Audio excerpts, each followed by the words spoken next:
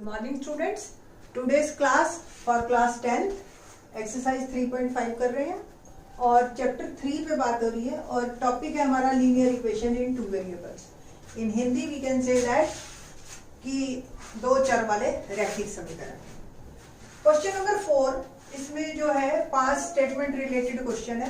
Question है कि आप स्टेटमेंट पढ़िए, उसको एल्जेब्रिक फॉर्म में चेंज कीजिए एंड देन सॉल्व इट. ये कहीं कोई ऑप्शन नहीं है कि आपने किस मेथड से इसको सॉल्व करना है, तो we can prefer elimination method. ठीक है, पहली बात.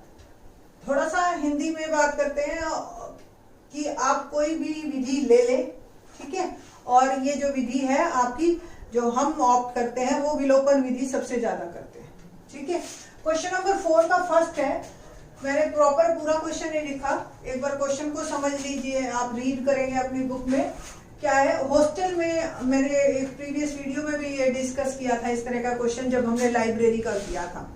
तो मैंने बताया था कि हॉस्टल के भी क्वेश्चन इसी तरह से आते हैं. जब हॉस्टल में आप जाएंगे 10th के बाद 11th में या ग्रेजुएट या 12th के बाद इंजीनियरिंग करने एंड और अदर कोर्सेज करने, तो वहां पे क्या होता है कि हॉस्टल लेते हैं. हॉस्टल में स्टूडेंट पढ़ते हैं, हॉस्टल में रहते हैं जब कॉलेज में पढ़ते हुए, तो हॉस्टल में जो है दो तरह के चार्जेस लगते हैं आपके. एक तो फिक्स चार्जेस जो आप रूम लेते हैं, और दूसरा आप मेस में जो खाना खाते हैं वो हर रोज के हिसाब से होता है, जितने दिन आपने खाना खाया. ओके. तो एक स्टूडेंट है ए, उसने फूड खाया 20 डेज मेस में और उसने 1000 रुपीज पे किए. इट मीन्स इसमें उसके फिक्स चार्जेस भी है और 20 डेज खाने का भी है. बी स्टूडेंट है, उसने 26 डेज खाना खाया है और 1180 रुपीज दिए. तो what we find the fix charges and cost of food per day. Okay. तो मैंने पहले भी बताया था कि जिस तरीके से हम क्वेश्चन में जो चीज हमें फाइंड आउट करनी होती है वही हम सबसे पहले एज्यूम कर लेते हैं in terms of x and y. तो let fixed charges are x rupees. ठीक है. and cost of food per day, मैं पर डे ले रही हूं कि जितने भी दिन रहेंगे फिर उतने से मल्टीप्लाई हो जाएगा. तो जो हमें फाइंड आउट करना है वही हमने एज्यूम कर लिया अकॉर्डिंग टू क्वेश्चन. देखो x तो लगना ही लगना है. ठीक है. अब उसने ए ने 20 डेज खाना खाया है, एक दिन के y रुपीज है, तो 20 डेज के कितने हो गए. सपोज एक दिन के 100 रुपए है तो 20 के 2000 हो गए ना, 20 से मल्टीप्लाई. तो x प्लस 21 रुपीज बने 1000. ठीक है. सिमिलरली दूसरा 26 बी स्टूडेंट है, x तो वो भी देगा, फिक्स चार्जेस है वो तो, और एक दिन के अगर y रुपीज है तो 26 डेज के कितने हो गए 26y. टोटल उसने अमाउंट दिया 1180. तो अब ये जो आपका है ये पूरा ओवरऑल दो इक्वेशन बन गई, दोनों को बस सॉल्व करना है बाय एलिमिनेशन मेथड. तो क्या करेंगे हम, सबसे पहले इसको मार्क कर लीजिए 1 और 2, और इसको देखो x और x के कोफिशिएंट सेम है तो सबट्रैक्ट कर दो बस, सिंपल. ये कैंसिल हो गया. 20 माइनस 26 क्या बचा, माइनस 6y. ठीक है. और इसमें से ये सबट्रैक्ट हुआ तो माइनस 180 बच गया. माइनस से माइनस कैंसिल और y की वैल्यू आ गई मेरी 180/6. क्या बन गया 30. ठीक है. नाउ तो 30 रुपीज पर डे चार्जेस है. अब x निकालना है. Put the value of y in equation 1. x plus 20y equal to 1000, x plus 20 into 30 equal to 1000, x plus 600 equal to 1000. तो x क्या आ गया 1000 माइनस 600 400 रुपीज. ठीक है. आप चेक भी कर सकते हो इसको. तो पर डे फिक्स चार्जेस है 400 रुपीज और पर डे चार्जेस खाने के हैं 30 rupees. As I told earlier कि ये बुक जो है 2005 में बनी थी, तो 5 के हिसाब से रेट ठीक है. 20 में थोड़ा सा अजीब से लगते हैं कि ये कोई रेट नहीं बनते आज की डेट के हिसाब से. ठीक है. चेक कर लेते हैं हम. 400 रुपीज उसने दिए, 20 डेज खाना खाया, तो 20 इंटू 30 600 रुपीज हो गए. तो ये 1000 रुपीज हो गए आपके, है ना। तो इसी तरीके से आप बाकी का भी निकाल सकते हैं। क्वेश्चन नंबर 4 का सेकंड पार्ट करते हैं हम। क्वेश्चन क्या है, a fraction becomes 1/3 when 1 subtracted from the numerator and it become 1/4 when 8 is added to the denominator. Find the fraction. Fraction मतलब भिन्न, न्यूमरेटर मतलब अंश एंड डिनोमिनेटर मतलब भाग। बस इतना ही है इंग्लिश और हिंदी में ना। बहुत ही आसान है। फ्रैक्शन वाले क्वेश्चन हम कर चुके हैं। फ्रैक्शन वाले क्वेश्चन अगर आते हैं तो बच्चे भी और एज वेल एज टीचर दोनों खुश हो जाते हैं कि पेपर इजी आया है। ठीक है, तो आप देखिए कि जो चीज निकाली है हमें वही एज्यूम करनी है। Let fraction is x by y, या आप ये भी कह सकते हो लेट न्यूमरेटर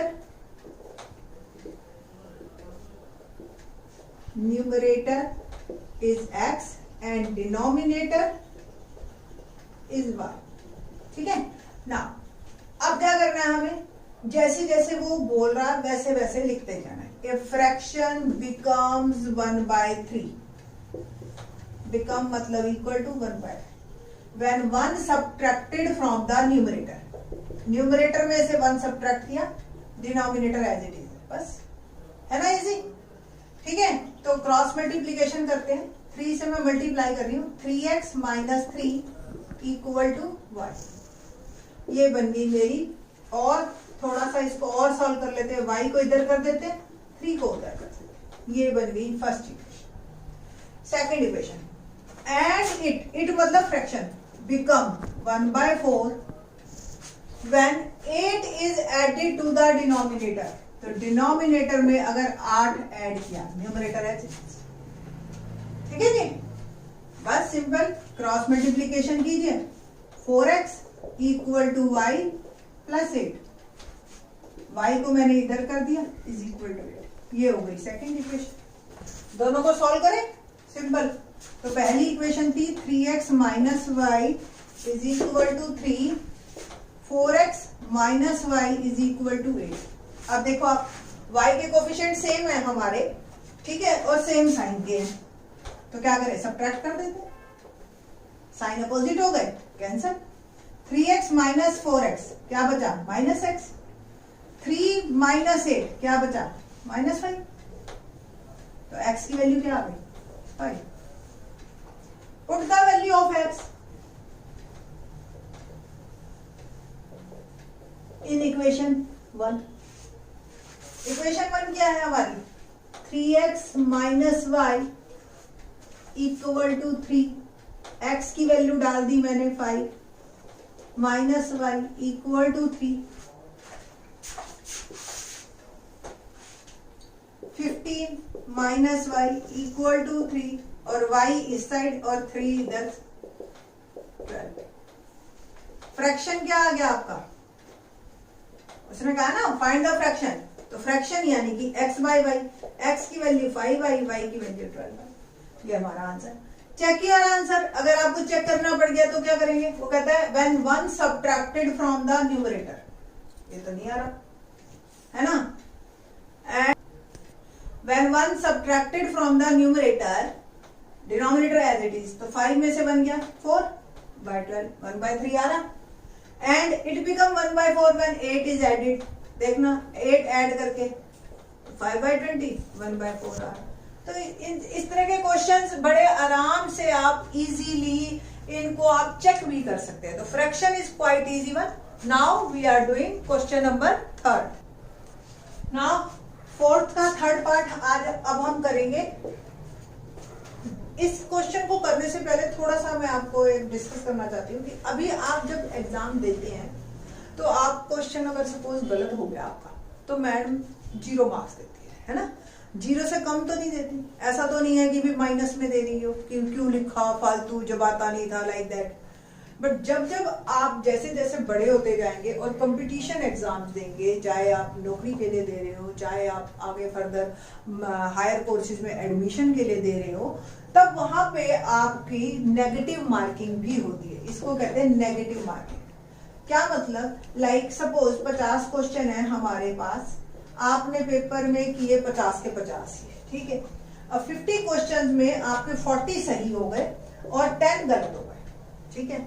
नॉर्मली अगर आज की डेट में आपकी जैसे मार्किंग होती है 10th क्लास में, तो आपको 40 मार्क्स मिल जाएंगे and you will get 40 out of 50।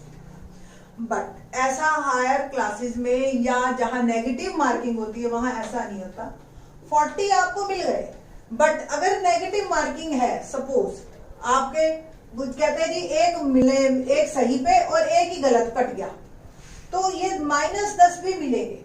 Ultimately बच्चे के कितने नंबर हो गए? 30, ठीक है। इस तरीके से अब यहाँ तो हमने सही का भी एक दिया और गलत का एक काटा, बट कई बार नेगेटिव मार्किंग 50% या 25% भी हो जाती है। इट मीन्स सही के 4 मार्क, ठीक है, एक क्वेश्चन सही उसके 4 मार्क, बट गलत का एक ही कटेगा, ठीक है।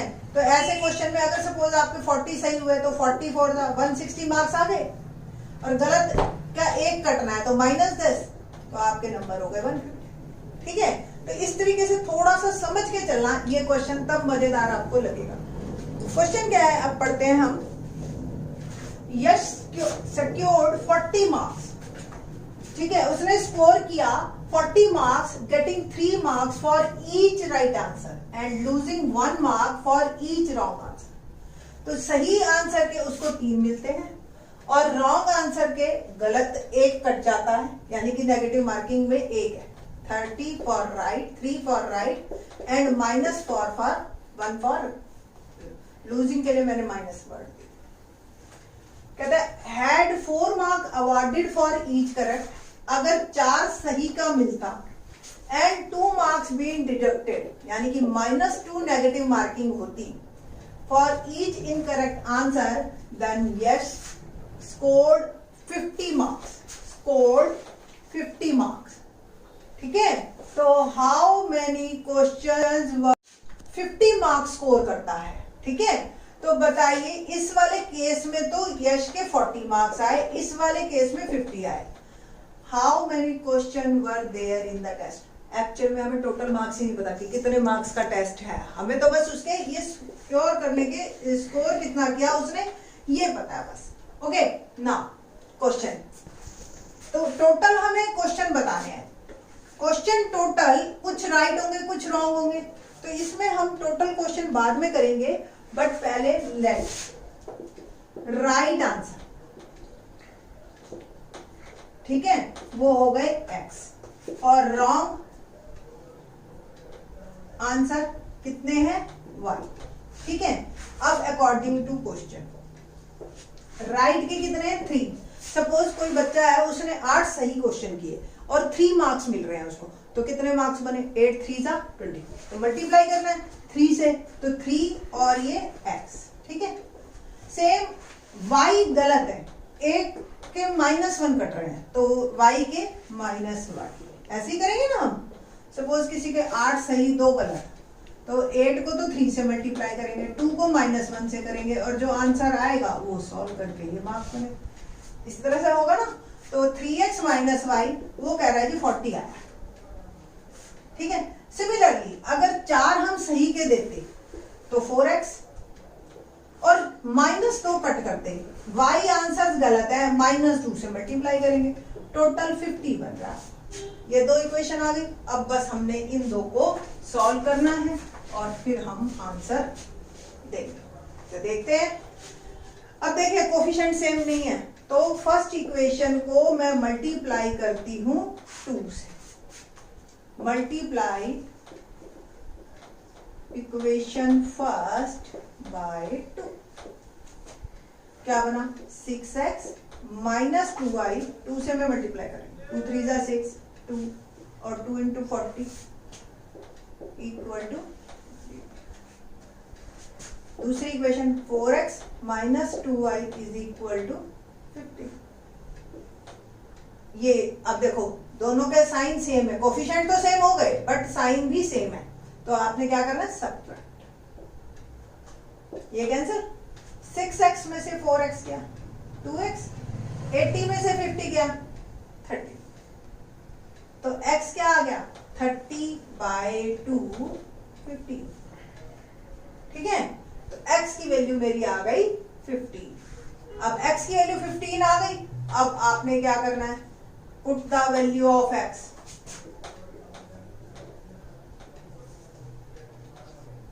इन इक्वेशन 1। इन इक्वेशन 1 तो 3x minus Y equal to 40, 3x, ठीक है, x की जगह मैंने 15 डाला, 45 माइनस वाई इक्वल टू 40, 40 को मैं ले आई इधर और y को मैं ले गई उधर, तो y क्या आ गया, equal to 5। What does it means, 15 right answer and 5 wrong answer हमारे पास। चेक करके देखते हैं आंसर।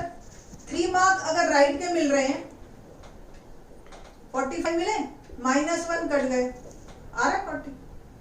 सिमिलरली 4 मार्क राइट के मिले 60 और 2 कट गए रॉन्ग के, तो -10 50। ठीक है, तो इस तरीके से आपका आंसर चेक भी हो गया। बाकी के क्वेश्चंस नेक्स्ट वीडियो में। थैंक्स।